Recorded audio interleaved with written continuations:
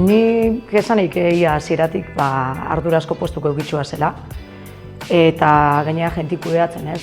Jentik kudeatzi bizkat zailtasun ere badauk, eta kudeaturot emakumik, gizonezkuk, edade desberdinetakuk, sasoi baten ni baino nausixak ere bai. Nik beti izana errespetatu, ez dut eduki iselako arazoik. Orduan, nik esango neuke, azken finin gakurela profesionala isati.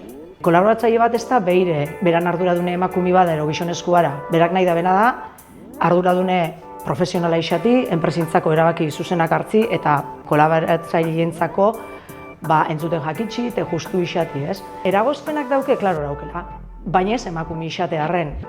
Azkanin, nik esango neuke olako lanpostuk barne eragozpen badakarrela eta da, kontziliazioi ez dela isaten erreza, dedikazioi asko eskatzen da belako, ez? Orduan, ardurazko lanpostuetan oso atxera atzaldeko lauretako urtetik, bai? O etxin zazenin telefonu hartu enbizu, eta askotan bidaiatu enbizu, ez?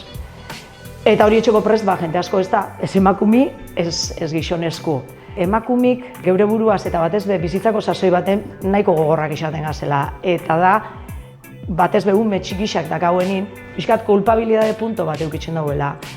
Eta azken finin hor klik baten bir dau, ez? Zehoz esatekotan argite garbi izango neuke, emakume batek ez daukela zetan aukeratu bir, amatasune, edo beran bizitza profesionalan hartin. Orduan ez zeinuko zuen bizitza profesionalai.